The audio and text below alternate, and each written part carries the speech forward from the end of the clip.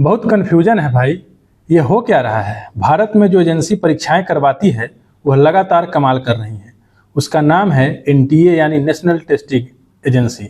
नमस्कार, मैं निखिल कुमार, आप देख रहे हैं दी जनता बूथ। एनटीए वो संस्था है जो भारत में कमाल इस मामले में कर रही है कि वो जो भी परीक्षाएं आयोजित करती है उसका पेपर लीक हो जाता है।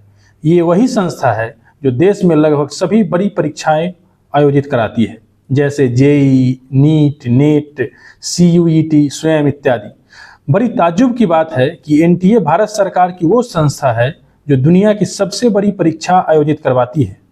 उसके पास संसाधन की कोई कमी नहीं है, फिर भी चंद एजुकेशन माफिया प्रत्येक बड़ी परीक्षा में उसे घुटनों के बल ला खड़ा करते हैं। यह स्थिति तब है जब केंद्र में जो सरकार है वह भ्रष्टाचार पर जीरो टॉलरेंस की नीति अपनाई हुई है। अब देखिए ना, पिछले महीने से चल रहा नीट का मामला जो अभी ठंडा भी नहीं पड़ा कि अब नेट की परीक्षा भी रद्द कर दी गई है। अभी 18 जून को यानी मंगलवार को ही नेट की परीक्षा, यूजीसी नेट की परीक्षा देश भर में आयोजित की गई। परीक्षा हुई भी, विद्यार्थी अलग अलग शहरों में जाकर परीक्षा दिए भी। इस भीषण गर्मी में जहां गला सूख रहा था, परीक्षार्थी अपनी नज़र क्वेश्चन पेपर पर और कलम ओएमआर शीट पर टिकाए हुए थे।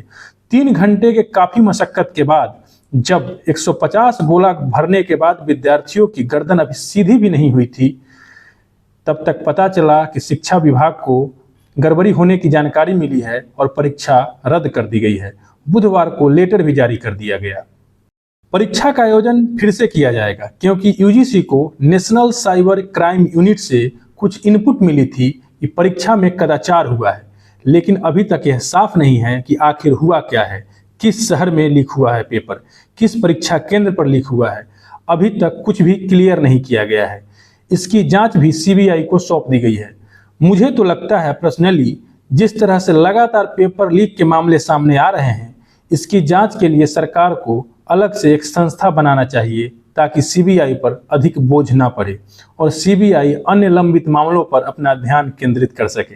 खैर, मजाक एक तरफ, लेकिन नीट के पेपर लीक मामले में अभी तक गिरफ्तारियां हो रही थी, छापेमारी हो रही है, लेकिन अभी भी कोई एक सिरा या कोई पॉइंट नहीं मिला है जहां से जांच को एक सीधी रेखा में आगे बढ़ाया जा सके। तब तक नेट का मामला सामने आ गया है, लेकिन यहाँ भी यह नहीं बताया गया कि धांधली हुई तो कहाँ हुई, किस शहर में हुई, किस सेंटर पर पेपर लीक हुआ। इन बातों पर अभी भी पर्दा पड़ा हुआ है। यहाँ ध्यान रखने वाली बात यह है कि नीट और नेट दोनों अलग अलग हैं। नीट की तैयारी डॉक्टर बनने वाले बच्चे करते हैं, जबकि नेट की तैयारी प्रोफेसर बनने और पीएचडी करने वाले अभ्यर्थी करते हैं। नीट और नेट के स्पेलिंग में भी फर्क है। नीट को NEET पढ़ा जाता है और नेट को NET पढ़ा जाता है।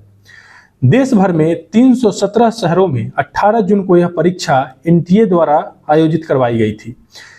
लगभग 11 लाख से अधिक पंजीकृत विद्यार्थियों में से लगभग 81% परीक्षा में शामिल हुए। नेट की परीक्षा हर साल जून और दिसंबर में करवाई जाती है। बिहार से भी 63,000 से अधिक अभ्यर्थी परीक्षा में शामिल हुए थे। परीक्षा बिहार में पटना के अलावा गया, भागलपुर, छपरा सहित बिहार के कुल 25 शहरों में आयोजित की गई थी। इस बार ऑनलाइन की जगह ऑफलाइन परीक्षा ली गई थी। अब जरा पेपर लीक के मामले में नैतिक और सैद्धांतिक पक्ष पर बात करते हैं। कभी कभी इसकी परिणति विद्यार्थियों के जीवन त्याग के रूप में सामने आती है। अब लग रहा है बहुत हुआ, किसी भी तरह इसे रोका जाना चाहिए। यूपीए सरकार में कुछ दिन के अंतराल पर एक नए घोटाले की जैसे खबर आती थी, उसी प्रकार एनडीए सरकार में कुछ दिन के अंतराल पर पेपर लीक की खबर आ जाती है। पिछले दिनों राष्ट्रीय स्तर की 2 परीक्षाएं नीट और नेट में हुई कथित धांधलियों की खबर देश भर में विद्यार्थियों को विचलित कर रही है। नीट में सम्मिलित 24 लाख और नेट में शामिल हुए 11 लाख अभ्यर्थियों पर इस प्रकरण का क्या असर हो रहा होगा, ये सोचने वाली बात है। कल्पना करें कि महज चंद नंबरों से सिलेक्शन से दूर रह गए बच्चे जीवन भर इस सिस्टम को कसूरवार ठहराएंगे। उन बच्चों का लोकतांत्रिक व्यवस्था और संस्थाओं से भरोसा जाता रहेगा। भरोसा खोना कभी कभी जीवन में सबसे खतरनाक क्रिया बन जाता है। वह बच्चे अपने जीवन को फिर किस दिशा में मोड़ेंगे, क्या करेंगे, कुछ पता नहीं है। कानून तो अपने गति से काम करेगा, लेकिन उन मासूम बच्चों का क्या जिनके पास करियर बनाने के लिए सीमित समय होता है। देश में पिछले 7 साल में पेपर लीक की तकरीबन 70 घटनाएं हुई हैं। इससे देश के लगभग 1.5 करोड़ बच्चों पर असर पड़ा है।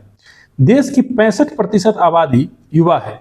बच्चे इसी उम्र में सपने देखते हैं, उन सपनों को साकार करने की कोशिश करते हैं, विभिन्न प्रतियोगी परीक्षाओं की तैयारी करते हैं। उस पर भी अगर उन्हें पेपर लीक जैसी घटनाओं से दो चार होना पड़ेगा तो स्थिति सच में चिंताजनक है। सवाल तो यह है कि बच्चों को निराशा से बचने और बचाने के लिए क्या माता पिता ने, क्या समाज ने तैयारी की है? कहाँ जाएं वे बच्चे, किससे अपना दुख कहें? समय ऐसा है कि घर में माँ बाप, बाहर दोस्त, रिश्तेदार और कोचिंग संस्थानों का प्रेशर और हर पल जीतने का दबाव। पेपर लीक का विद्यार्थियों के मन पर क्या असर पड़ता है, इसको लेकर कई प्रकार के शोध और अध्ययन हुए हैं। इसमें सामने आया है कि पेपर लीक घटनाओं से बच्चों का संपूर्ण शिक्षा व्यवस्था पर से विश्वास उठ जाता है, परीक्षा प्रक्रिया पर से भरोसा डिगता है और बच्चों के आत्मविश्वास पर भी नकारात्मक असर पड़ता है। 2019 में हुए एक अध्ययन से पता चला कि पेपर लीक के बाद कुछ स्टूडेंट्स लीक जैसी अनैतिक घटनाओं की तरफ आकृष्ट होने लगते हैं। उन्हें लगता है कि किसी बिचौलिए के द्वारा जो उन्हें गलत तरीके से पेपर या प्रश्न पत्र उपलब्ध करा सकता है, उसी से उनके सपनों को पंख लग सकता है। जब परीक्षाएं और संस्थाएं अपनी नैतिकता नहीं बचा पा रही हैं तो बच्चे क्या करें? फिर बच्चे कमजोर पड़ते हैं। यह एक नए तरह की सामाजिक क्रूरता है और असंवेदनशीलता है। पेपर लीक की लगातार घटनाओं से परेशान होकर मार्च में उत्तर प्रदेश में एक विद्यार्थी ने आत्महत्या कर ली थी। ऐसी कितनी ही आत्महत्याएं होती हैं जो हम तक शायद नहीं पहुंचती।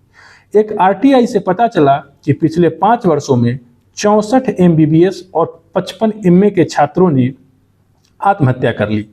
NCRB की रिपोर्ट 2021 से पता चला कि 2016 से 2021 के बीच भारत में छात्रों के आत्महत्याओं के मामले में 27% की वृद्धि हुई है।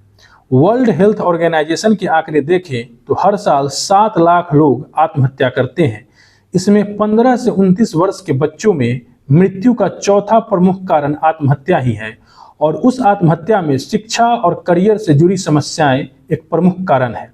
प्रत्येक आत्महत्या एक तरह से हत्या है जिसमें समाज, परिवार और संस्थाएं शामिल होती हैं।